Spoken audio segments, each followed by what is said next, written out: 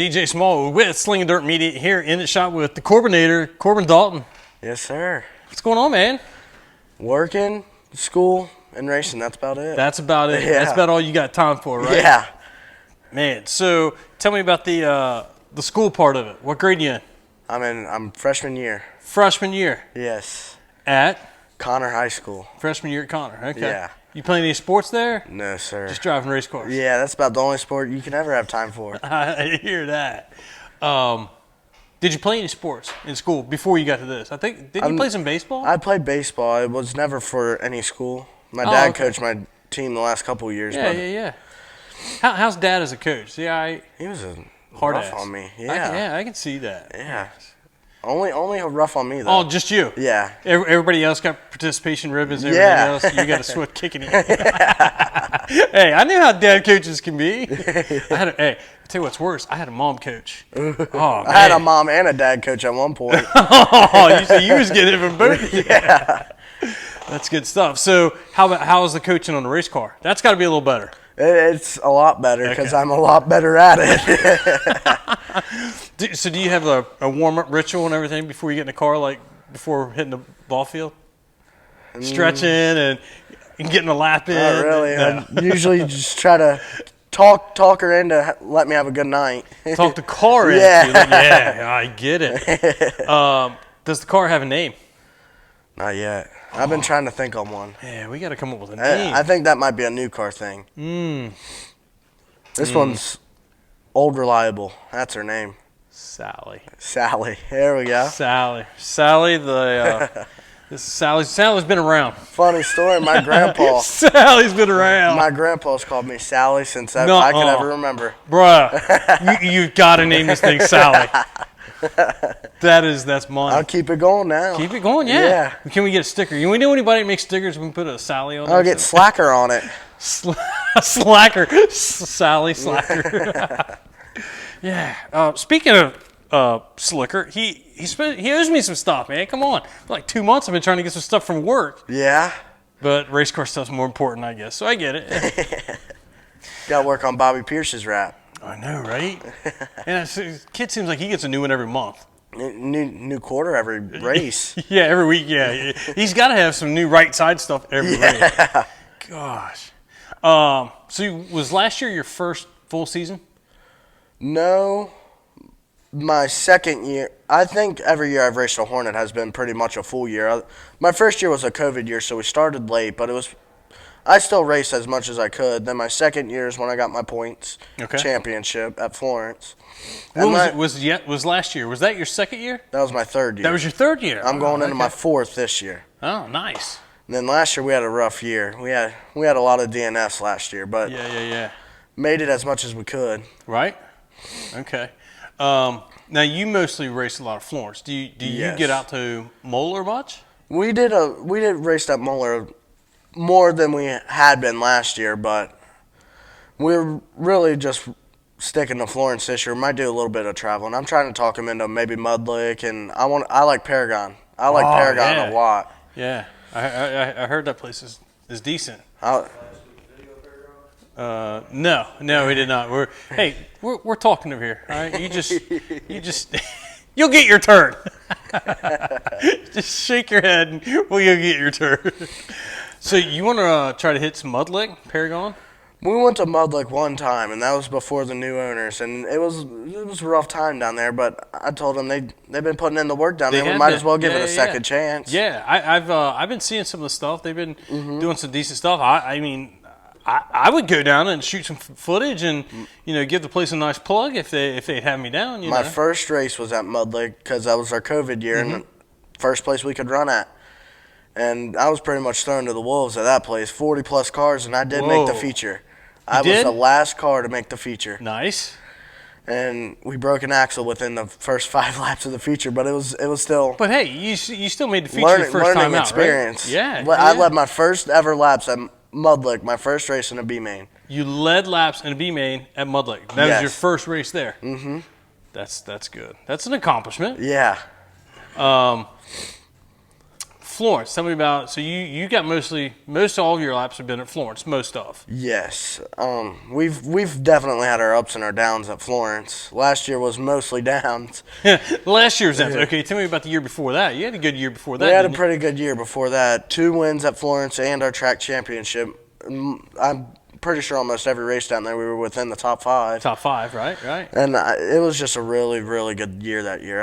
I had a lot of fun. That's a tough place to consistently hit top 5s at. Yes, that one of the trickiest tracks I've ever been on, especially when it gets black slick. You got to really know how to feather that throttle. So do you like it better when it's a little more black slick and a little more technical like that, or do you like it more just hammered down? Almost depends on what kind of night my night's going.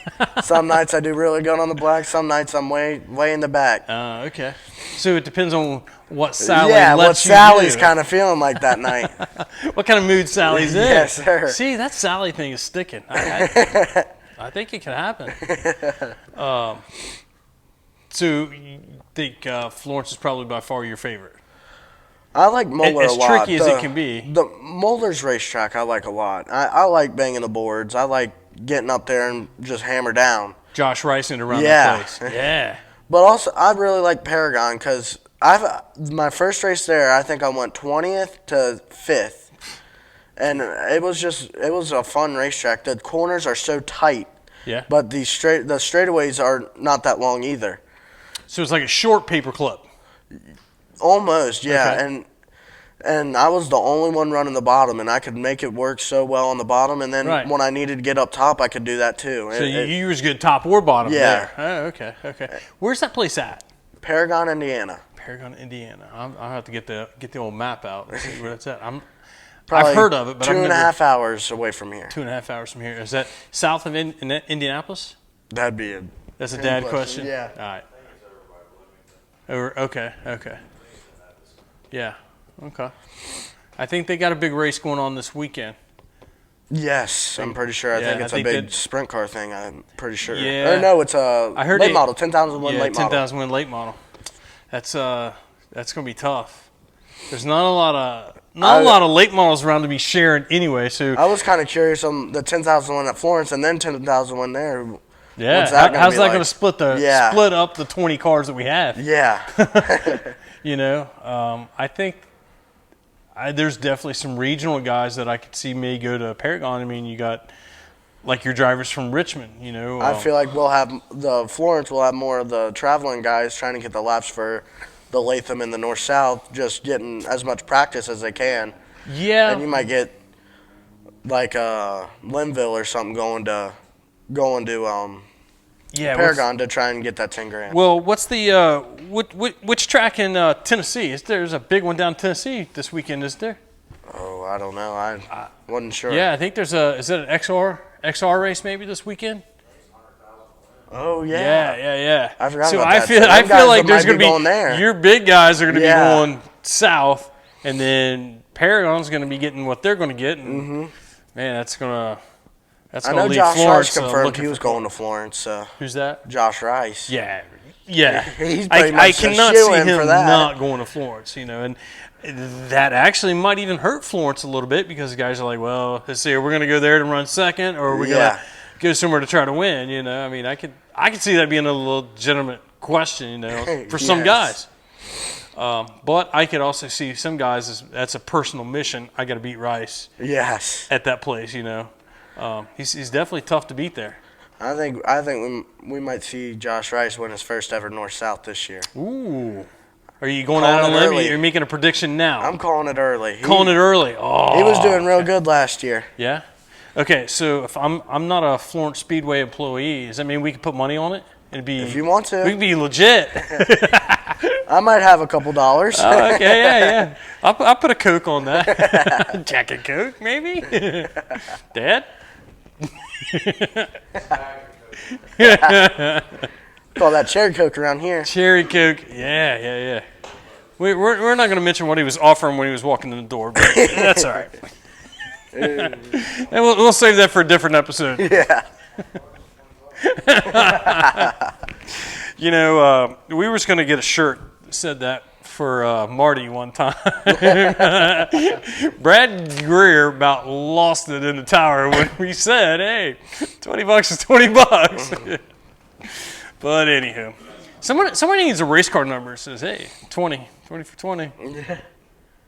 I can't believe that there's not a Crown Vic out there that's not painted up either like a police car or a taxi cab with a dummy in the back seat or something. That would just be too funny. I would almost put Slingin Dirt Media somewhere on a car if somebody would do that. Yes. I think it would definitely be entertaining. Get the taxi lights. Oh, do we have a Crown Vic possible going on? No? Oh man. He ain't a fan of them things. Not a fan. Okay. What do you think, Corbin? Would you drive one? I'd drive one, but I don't know if I'd race one full time. I think they're going to end up how the pure stocks were, and it's eventually going to turn it. These Hornets were the same way. They were new, and then it progressively just get worse and worse. Yeah, it changes, and everything's going to do that. So I feel like it's going to eventually turn out how a pure stock was. Yeah. Here, just my opinion, I feel like kind of every class is like that. You just get a little more, get a little more. I think it goes back to, racers are our own worst enemies. Yes. We want more until the point where, okay, now we can't do this. Capped out. Yeah. It's catch-22. Yeah. Catch-22. So this season, what kind of plans, what kind of goals you got this year? I think we're mostly running Florence, definitely not points, but I just want to have a successful year, just be able to load it and drive it in the trailer every night. Last year I was kind of getting tired having to pull that winch out. Oh, yeah, that's no fun. Winch, when you got to winch it on and off, that means that's a lot of work to do. Yeah. Okay. So no points, that means you're going to try to put fun back in it. I hope so. I mean, I go to the race to have fun, and it was getting boring just having the bad luck. We couldn't get that monkey off our back last year. We started off strong at Muller. We won one towards the beginning of the year and then second all the other times. And we had one rough track and we couldn't figure out handling. Then we turned around and we figured out the handling and had bad luck getting in wrecks. Right. And it was just couldn't one thing after another. One thing after another. Huh. So you think you got that handled? We started off a little rocky this past weekend. It's pretty hard to spin a front-wheel drive out, but spinning it out twice takes a special skill. A special skill. Tell me about that special skill. Is that just Slick running out of talent or just not used to that racetrack? Long winter, I guess. I don't know. Forgot how to race it, but came feature time, I guess I figured it out. Okay. I'm not going to say it. Dad's cracking me up over here in the corner, so we're going to leave that one alone. We'll save that for his episode. So maybe he might need a short bus for a hauler.